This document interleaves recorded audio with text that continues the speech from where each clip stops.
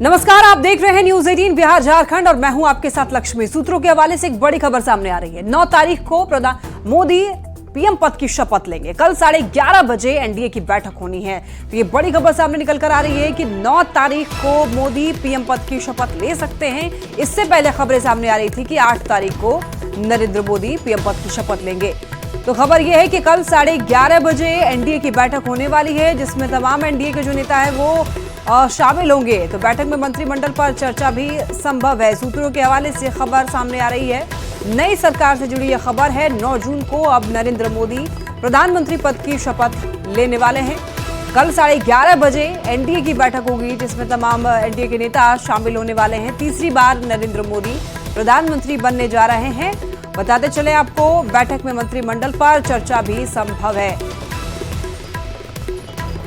ज्यादा जानकारी देंगे संवाददाता विनीत हमारे साथ जुड़ रहे हैं। विनीत, देखिए, नई सरकार बनने से जुड़ी एक खबर सामने आ रही है कि अब 9 तारीख को मोदी जो हैं वो पीएम पद की शपथ ले सकते हैं। हालांकि इससे पहले तक जानकारी थी कि 8 तारीख को पीएम पद की शपथ लेंगे। क्या जानकारी मिल रही है? जी, निश्चित तौर पर अभी एक जानकारी आ रही है और ये साफ हो गया है कि 9 तारीख को प्रधानमंत्री नरेंद्र मोदी ये साफ हो गया है कि 9 तारीख को प्रधानमंत्री नरेंद्र मोदी जो है वो तीसरी बार प्रधानमंत्री पद की जो है वो शपथ लेंगे। इसी को लेकर के अब किस तरह से मंत्रिमंडल का स्वरूप होगा, कितने घटक दल उसमें शामिल होंगे और उन्हें क्या पोर्टफोलियो मिलेगा, इसको लेकर के मंथन जो है वो लगातार जारी है। बीजेपी राष्ट्रीय अध्यक्ष जेपी नड्डा के आवास पर एक बैठक जो है वो चल रही है, जिसमें केंद्रीय गृह मंत्री अमित शाह भी मौजूद है, साथ साथ रक्षा मंत्री राजनाथ सिंह मौजूद है, बीएल संतोष मौजूद है। और अब से थोड़ी देर पहले इस बैठक में विनोद तावड़े को बुलाया गया है, साथ ही साथ तरुण चुग को बुलाया गया है, मनसुख मांडविया और प्रहलाद जोशी जो संसदीय कार्य मंत्री हैं उन्हें भी बुलाया गया है। तो बीजेपी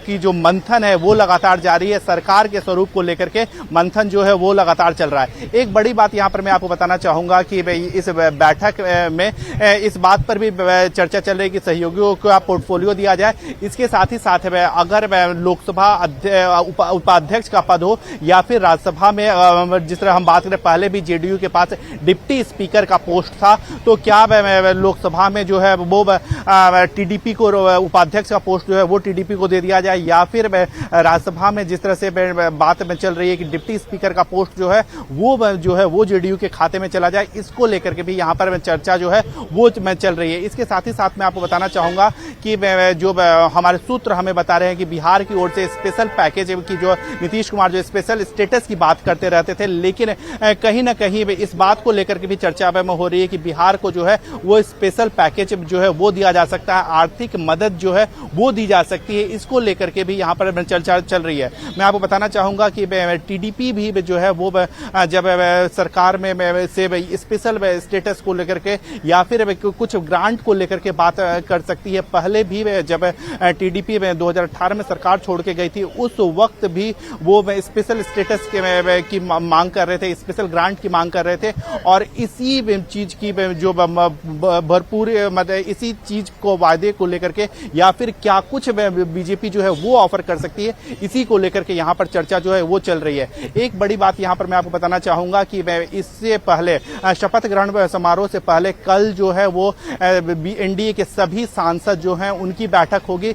11 बजे बताया जा रहा है कि पार्लियामेंट में एक बैठक होगी जिसमें सभी सांसद मौजूद रहेंगे और वहां पर प्रधानमंत्री नरेंद्र मोदी को जो है वो एनडीए का नेता चुना जाएगा। और उसके बाद बताया जा रहा है कि सरकार बनाने का दावा जो है विनीत, तो आप नजर बनाए रखिए। फिलहाल आपका बहुत शुक्रिया तमाम जानकारियों के लिए। चलिए बढ़ते हैं आगे। देखिए, सियासी गलियारे से एक और बड़ी खबर सामने आ रही है। ललन सिंह का ये बड़ा बयान। कल जेडीयू संसदीय दल की बैठक होगी। सुबह 9:30 बजे टाइमिंग बताया जा रहा है जब ये बैठक होने वाली है और हम एनडीए के साथ हैं। ललन सिंह ने ये भी कहा है, पूरी मजबूती के साथ खड़े हैं, ये भी ललन सिंह ने कह दिया है। तो आपको बता दें, ललन सिंह का ये बड़ा बयान कह दिया है इन्होंने कि मजबूती के साथ है, एनडीए के साथ खड़े हैं। संसदीय दल की बैठक कब होगी? कल जेडीयू संसदीय दल की बैठक कल सुबह 9:30 बजे होगी। सर, ये बताइए कि मांग बिहार को लेकर सरकार में रहने के लिए डिमांड क्या होता है? काय का डिमांड होता है? सर, विशेष राज्य का दर्जा आप लोगों की मांग रही है ललन जी। डिमांड के आधार पर हम लोग एनडीए के साथ हैं, पूरी मजबूती के साथ हैं और पूरी मजबूती के साथ एनडीए के साथ रहेंगे। और ज्यादा जानकारी के लिए संवाददाता अमितेश हमारे साथ जुड़ रहे हैं फोन लाइन पर। अमितेश, देखिए बैठकों का दौर जारी है सरकार गठन से पहले। अब ऐसे में कल जेडीयू की भी बैठक होने वाली है, तो क्या कुछ खास तौर पर इस बैठक में चर्चा की जाएगी? देखिए, कल एनडीए संसदीय दल की बैठक है और उसके पहले जेडीयू संसदीय दल की बैठक होगी। जेडीयू संसदीय दल की बैठक में सभी 12 सांसद बैठेंगे। मुख्यमंत्री नीतीश कुमार, जो कि पार्टी के राष्ट्रीय अध्यक्ष हैं, उनके साथ बैठक होगी और उसमें संसदीय दल के नेता के तौर पर किसी एक व्यक्ति का चुनाव होगा। इसके पहले जो लोकसभा में राजीव रंजन सिंह उर्फ ललन सिंह, जो कि जेडीयू के संसदीय दल के नेता थे, इस बार देखना है कि जेडीयू संसदीय दल का नेता कौन बनता है। ज्यादा उम्मीद इसी बात की है कि ललन सिंह को शायद फिर से जेडीयू संसदीय दल का नेता चुना जाए, लेकिन कल सुबह 9:30 बजे जो मुख्यमंत्री आवास दिल्ली में बैठक होगी, उसी में तय होगा कि जेडीयू संसदीय दल का नेता किसे चुना जाता है। और जब संसदीय दल की बैठक जेडीयू की हो जाएगी मुख्यमंत्री के आवास पर दिल्ली में, उसके बाद सभी जेडीयू के सांसद जो एनडीए संसदीय दल की बैठक है उसमें शिरकत करेंगे, उसमें भाग लेंगे और उसमें नरेंद्र मोदी को एनडीए संसदीय दल का नेता चुना जाएगा, जिसके बाद एनडीए के सभी घटक दल प्रधानमंत्री नरेंद्र मोदी के नेतृत्व में एक बार फिर से सरकार बनाने का दावा पेश करेंगे कल राष्ट्रपति से मिलकर। जी ठीक है अमितेश, बहुत शुक्रिया आपका तमाम जानकारियों के लिए। लोकसभा चुनाव में इंडिया अलायंस ने अच्छा प्रदर्शन किया है। उसने 234 सीटों पर जीत दर्ज की। कांग्रेस ने भी अपनी स्थिति को काफी सुधारा है पहले 2019 के लोकसभा चुनाव के तुलनात्मक अगर देखा जाए तो, लेकिन इसके बावजूद बहुमत से इंडिया काफी दूर रह गया। मैजिक नंबर तक पहुंचने के लिए नीतीश और चंद्रबाबू नायडू का समर्थन चाहिए और अभी ये दोनों नेता एनडीए के साथ मजबूती से खड़े हैं। इस बीच झारखंड के सीएम चंपाई सोरेन ने चौंकाने वाला एक बयान दिया है और उन्होंने कहा है कि अभी देखते रहिए आगे क्या कुछ होने वाला है, किसी भी संभावना से इनकार नहीं है। तो झारखंड के सीएम चंपाई सोरेन ने एक बड़ा बयान दिया, कहा देखते रहिए आगे क्या कुछ होने वाला है। तो ऐसे में कयासों का बाजार गर्म है। हालांकि बता दें आपको, एनडीए के घटक दलों का कहना है कि मजबूती के साथ एनडीए के साथ खड़े हैं, लेकिन इधर झारखंड के सीएम ने एक बड़ा बयान दे दिया है। भावना को छोड़ना नहीं है ना। आगे आप लोग देखते रहिए क्या हो रहा है। सर, मीटिंग के बाद ही कल एनडीए की भी बैठक थी, उससे जब चंद्रबाबू नायडू निकल रहे थे तो उनसे पूछा गया कि क्या आप सपोर्ट करेंगे इंडिया अलायंस को या फिर एनडीए को छोड़ेंगे, तो वो कह रहे हैं कि हम चुनाव कैसे लड़ते अगर हम एनडीए का हिस्सा नहीं होते, हम एनडीए के साथ हैं। चंद्रबाबू नायडू ऐसा कह रहे हैं। हर समय तुरंत नहीं, क्या एक घटनाक्रम आते रहेगा, बदलते रहेगा, आप लोग थोड़ा इंतजार कीजिए। लोकसभा चुनाव के नतीजों के बाद आज झारखंड बीजेपी एक्टिव मोड में आ गई है। रांची प्रदेश कार्यालय में बीजेपी ने बैठक की और चुनाव परिणाम और विधानसभा चुनाव की रणनीति पर चर्चा हुई। इस दौरान नवनिर्वाचित सांसदों को सम्मानित भी किया गया। बैठक में सभी नवनिर्वाचित 8 जो सांसद हैं, सभी विधायक और जिला अध्यक्ष, जिला संयोजक, प्रदेश स्तर के सभी संगठन के कार्यकर्ता मौजूद रहे।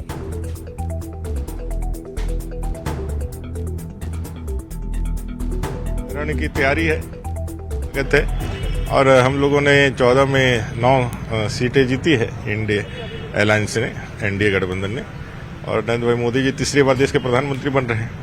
कौन मंत्री बनेगा कौन नहीं मंत्री बनेगा, ये आदरणीय प्रधानमंत्री जी का प्रेरोगेटिव है, उस पर कुछ विचार व्यक्त नहीं किया जाए। तो इसमें हम लोग का काफी बेहतरीन प्रदर्शन रहा। 9 सीटें हम लोगों ने जीते हैं, भारतीय जनता पार्टी एनडीए ने, बट कुछ सीटों पर हम लोगों की जो हार हुई है, किन कारणों से हुई, क्या कमियां रह गई वहाँ, उस पर मंथन हम लोग आज करेंगे और ताकि उन कमियों को आगे दूर कर सके, आगे आने वाला विधानसभा चुनाव में भारतीय जनता पार्टी यहाँ मेजोरिटी के साथ सरकार बनावे, एनडीए सरकार बनावे, इस विषय पर हम लोग आगे से उन कमियों को ठीक करेंगे। स्वाभाविक रूप से भारतीय जनता पार्टी एक ऐसा संगठन है जो सालों भर गतिशील रहता है, गतिमान रहता है, और चुनाव के पहले भी और चुनाव खत्म होने के तुरंत बाद भी। लोकसभा चुनाव के नतीजों के बाद जुबानी जंग भी अब तेज हो गई है। बीजेपी सांसद आदित्य साहू ने हमला बोलते हुए कहा है कि हम इंडी गठबंधन से बहुत आगे हैं।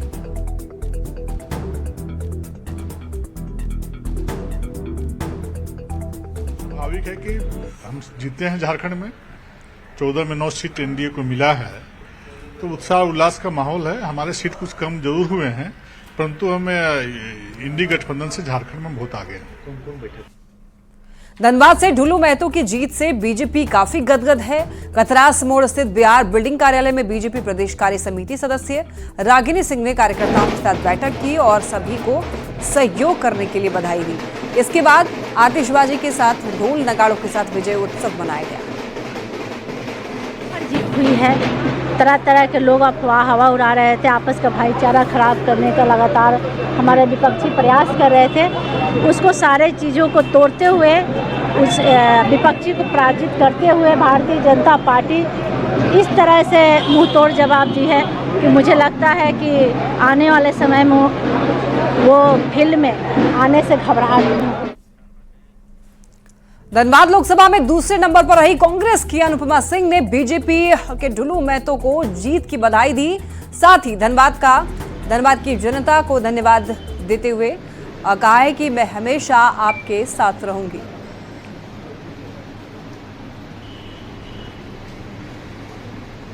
माननीय सांसद जी ढुलू महतो जी को बधाई देती हूँ और मैं यही उम्मीद करूँगी कि वो धनबाद की जनता की उम्मीद पर खरे उतरे और उनके लिए काम करें। और बाकी पूरी धनबाद की जनता जिन्होंने मुझे वोट किया और जिन्होंने मुझे वोट नहीं किया किसी कारणवश, उन सभी के लिए मैं हमेशा खड़ी रहूँगी। आज भी हूँ, कल भी रहूँगी। झारखंड कांग्रेस के कार्यकारी अध्यक्ष बंधु तिर्की ने लोकसभा चुनाव के परिणाम को संतोषजनक बताया। कहा, इस जीत से ज्यादा उत्साहित होने की जरूरत नहीं है, उन्होंने ये बात कही। आवश्यकता नहीं है, लेकिन संतोषजनक कहा जा सकता है। नरेंद्र मोदी तीसरी बार पीएम बनने जा रहे हैं। बीजेपी नेता अर्जुन मुंडा ने कहा, बीजेपी को जनादेश मिला है और एनडीए के सभी सहयोगी दल उनके साथ हैं। तीसरी बार नरेंद्र मोदी देश के प्रधानमंत्री के रूप में शपथ लेंगे, सब साथ मिलकर काम करेंगे। जनादेश मिला है और उनके साथ सहयोगी दल जो एनडीए के हैं वो सारे लोग हैं और तीसरी बार देश के यशस्वी प्रधानमंत्री नरेंद्र भाई मोदी शपथ लेंगे और अच्छे ढंग से सरकार चलेगी। खबर रामगढ़ से है, जहां पर बलकुदरा आउटसोर्सिंग खदान से होने वाले कोयला ट्रांसपोर्टिंग के कारण प्रदूषण काफी फैल गया है, जिसकी वजह से भुरकुंडा के बांसगड़ा कॉलेज रोड के लोग काफी परेशान हैं। स्थानीय लोगों का कहना है कि कई बार इस मुद्दे पर आंदोलन और सड़क जाम कर चुके हैं, लेकिन प्रदूषण पर रोक लगाने के लिए सीसीएल ठोस कदम नहीं उठा रहा है। सुबह से रात तक चलते रहता, 24 घंटा तो गाड़ियाँ चलते रहता है, छोटा से बड़ा तलक सब चलते रहता है। यहाँ कोई पानी पटेबे नहीं करता है कोई। हम लोग किसको जाके बोलेंगे? कोई यहाँ का आदमी को सुनबे नहीं करता। मोहल्ला का सब मिलकर जुटे हैं तो बोल रहे हैं, तो बस आज बोले हैं 2 दिन पटाएगा फिर जाके शांत हो जाएगा।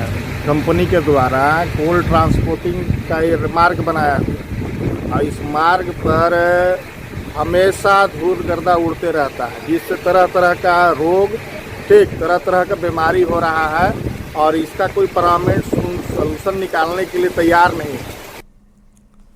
बात सिमडेगा की करते हैं, जहां पर सुहागिन महिलाओं ने अपने पति की लंबी उम्र के लिए वट सावित्री की पूजा की। सुहागिनों ने वट वृक्ष में धागा बांधकर पति की लंबी उम्र के लिए भगवान से आशीर्वाद मांगा। उत्तर भारत में इस व्रत का बहुत महत्व है। इस दिन बरगद के पेड़ की पूजा की जाती है। सुहागिन पूजा करने के बाद ही पानी ग्रहण करती है। हिंदू मान्यता के अनुसार वट सावित्री के दिन वट वृक्ष की पूजा करने का तात्पर्य यमराज की पूजा करना है।